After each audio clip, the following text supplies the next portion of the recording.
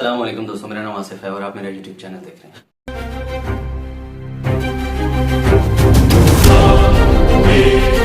S400 की purchase करने के बाद अगर आप S400 की परचेजिंग से पहले के हालात देखें, प्रॉब्लम कहाँ पे आई? प्रॉब्लम ये हुई जब पाकिस्तान ने देखा कि आलमी सतह पर भारत को किसी ने भी वॉर नहीं किया। 27 फरवरी 2019 को भारत ने पाकिस्तानी सरहद को क्रॉस किया था रात के अंधेरे में, और हमारे इलाका जो है वो बालाकोट, वहां पर पहाड़ों में पे लोड गिराकर भागे थे, जहां पर अगले दिन पता लगा कि तो 10 दरख्त हैं और एक कौवा जो है उन्होंने मार दिया था। तो इस बहादुरी पर रिस्पांस तो बनता था पाकिस्तान की तरफ से, क्योंकि उन्होंने इंटरनेशनल बॉर्डर को क्रॉस किया था और ये इस चीज की कोई भी इजाजत नहीं देता। और खासतौर पर कोई भी एटमी मुल्क और ताकतवर मुल्क तो इस चीज की बिल्कुल भी कोई इजाजत नहीं देता। पाकिस्तानी सरहद अबूर करके आने वाला, पे लोड के गिरा कर जाने वाला है भारत और दुम दबाकर भागने वाला भारत को रिटेलिएशन जब मिली तो वो दिन की रोशनी थी और 9 से 10 बजे का टाइम था और बाकायदा अहदाफ मुकर्रर किए गए थे और बाकायदा 100% उन अहदाफ को निशाना बनाया गया था। वापसी पर इनकी टक्कर होती है अभिनंदन के जहाज MiG-21 और सुखोई 30, और ये एक प्रॉपर एक प्लान था, एक शेड्यूल तरतीब था कि पाकिस्तान क्या करेगा, किस तरह करेगा।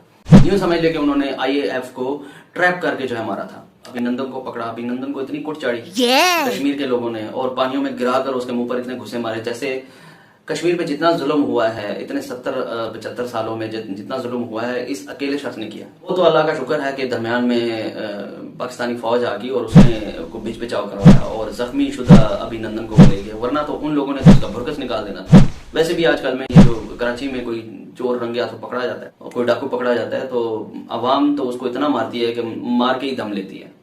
खैर, सारी बात को बयान करने का मेन मकसद ये है कि भारत ने जो अपना आप शो करना था वो कर दिया था, अपने अज़ाइम जो उसने शो करने थे वो कर दिए थे। प्रॉब्लम कहाँ पे आई? प्रॉब्लम ये हुई जब पाकिस्तान ने देखा कि आलमी सतह पर भारत को किसी ने भी वॉर नहीं किया, ना किसी ने इसकी मजम्मत की उस तरह से जिस तरह करनी चाहिए थी। अरब ममालिक तो लंगड़े लुल्ले हैं, वो तो पाकिस्तान से आके फौज मांगते हैं, वो तो पाकिस्तान से आके ट्रेनिंग लेते हैं। उन्होंने क्या हमारी मदद करनी थी या क्या मजम्मत करनी थी? उन्होंने तो लाखों डॉलर्स का कारोबार किया हुआ है भारत के साथ, उनके लिए तो भारत एक बड़ी मंडी है। वो क्यों कश्मीर के मामले पर बात कर रहे हैं, बालाकोट के मामले पर? वो क्यों पाकिस्तान का साथ लेकर हिंदुस्तान से अपने मामला बिगाड़े? पाकिस्तान एक इस्लामी मुल्क है, लेकिन नोट बड़ा है भाई, नोट पैसा ये ज्यादा है। तो अरब ममालिक से तो पाकिस्तान किसी किस्म की कोई उम्मीद रख ही नहीं सकता। यूरोपीय यूनियन का भी ज्यादा झुकाव इन्हीं की तरफ है, बरतानिया, अमेरिका, रशिया का भी इन्हीं की तरफ ज्यादा झुकाव है। तो पाकिस्तान को ये समझ आ गई थी कि पाकिस्तान ने कुछ भी करना है तो अपनी मदद आपके तहत करना है, और कोई थोड़ा बहुत अगर कोई मदद करने वाला मुल्क है तो इसको चाइना है, जो काफी हद तक उसने मुख्तलिफ एतवार में सपोर्ट की ये रखी है। जब दुनिया ने भारत को लगाम ही नहीं डाली, जब दुनिया ने भारत को वार्न ही नहीं किया, मजम्मत उस तरह से नहीं की जिस तरह से करनी चाहिए थी कि ये खिता आग और खून की होली खेलने जा रहे हैं, आप ये क्या कर रहे हैं, तो जरूरी था कि पाकिस्तान ने रिटेलिएट करना था। पाकिस्तानी वज़ीर आज़म ने रिटेलिएशन का बाकायदा टीवी पे आकर कहा कि हम रिटेलिएट का करने का सोचेंगे नहीं, हम करेंगे। पाकिस्तान ने दिन की रोशनी में जाकर वहां पर अपने हदाफ को अचीव किया और वापसी पे आते हुए इनकी मितपेड़ हुई भारतीय तैयारों में। ये घुमसान का रन था, गिरे सिर्फ 2 तैयारे थे, बाकी भागे 2 तैयारे थे। इनमें से एक सुखोई 30 था और एक MiG-21 था, और ये जो 2 तैयारे पाकिस्तानी सरहद को पार करके आगे, पाकिस्तानी जो सिग्नल जैमर्स थे इनके सिग्नल को जैम कर दिया था। उनसे समझ नहीं आ रही थी कि भारत फजाइया उसको वापस बुला रही है कि वापस आ जाओ, और बहादुर अभिनंदन जो है वो कश्मीर में घुस गया और कश्मीरियों से मार खा के लुटता पिटता जो है वो पाकिस्तानी फौज के हाथे चढ़ गया, और लिहाजा बाज रहो, अमन की कोशिश करो। नहीं किया भाई, उन्होंने फिर कहा कि हम सोच रहे हैं हम मिसाइल फायर करेंगे आप पर। पाकिस्तान ने कहा कि आप अपना करें, हम अपना करेंगे।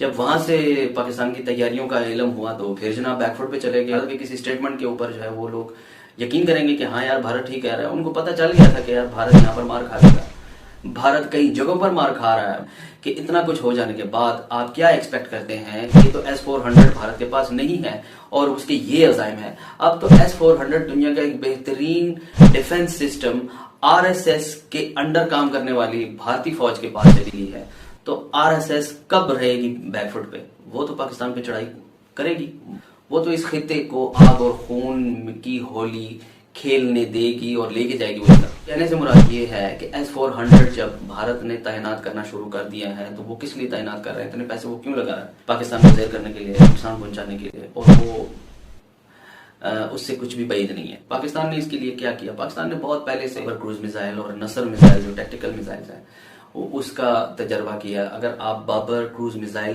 को देख लें तो इसके काफी सारे वर्जन हैं, और हमारे पास जो स्मार्ट टैक्टिकल वेपन्स हैं वो भारत के बड़े और महंगे सिस्टम के धबरदूस करने जा रहे हैं। अजरबैजान और आर्मीनिया के दरमियान काराबाग के इलाके के ऊपर जो है वो जंग हुई थी, तो उसमें आर्मीनिया के पास S-400 डिफेंस सिस्टम था रशिया का। तो चाहिए तो ये था कि आर्मीनिया के पास इतना पावरफुल डिफेंस सिस्टम आ गया तो अजरबैजान क्या चीज है उसके सामने, लेकिन अजरबैजान ने उसको कम्पीट किया। जब 1000 मिसाइल वहां से फायर होते हैं तो भला बैक वक्त में हैं फिजा से मुख्तलिफ समतों से आने वाले जो 30 अटैकर्स होते हैं वो S-400 डिप्लॉय शुदा S-400 उसको डिडक्ट करके उसको बेअसर करके उसको फिजा में ही हिट कर सकता है। 1000 मिसाइल फायर करने के बाद वो कितने S-400 डिप्लॉय करेगा और वो 1000 मिसाइलों का मुकाबला करेगा, ये उनके लिए मुश्किल हो जाएगा। लिहाजा इसका तोड़ जो है वो ऑलरेडी स्मार्ट और सस्ते टैक्टिकल मिसाइल्स हैं, क्रूज मिसाइल, ये बाबर क्रूज मिसाइल है, इसने S-400 का पूरी तरह इसको जो है ना मिलियमेट कर दिया। बाकी मैं सिर्फ ये कहूंगा कि अल्हम्दुलिल्लाह पाकिस्तान का जो ये इकदाम होता है ना, बर वक्त इकदाम, वो इस खिते को बड़ी आग से बचा लेता है।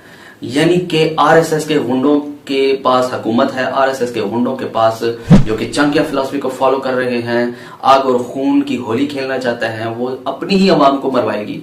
अगर जंग होती है, हमें तो पता है कि हमारा दुश्मन है, लेकिन जंग होने की सूरत में वो अपने लोगों को ज्यादा बुरे हालात से दो चार कर देगी। और बस आप ये भी सोच लें कि अगर खुदा न खास्ता RSS की सोच रखने वाले उसने अगर प्रेशर दे दिया, भारतीय फौज को मजबूर कर दिया कि वो अटैक करें, हमारे पास S-400 है, पाकिस्तान को दबाना है, उसके वजूद को खत्म करना है या कुछ भी नुकसान पहुंचाना है, तो जवाब में पाकिस्तान टैक्टिकल मिसाइल, एटमी मिसाइल जो नसर है वो भी चलाएगा और अपने दिफा के लिए क्रूज मिसाइल जैसे बाबर है उसको भी चलाएगा।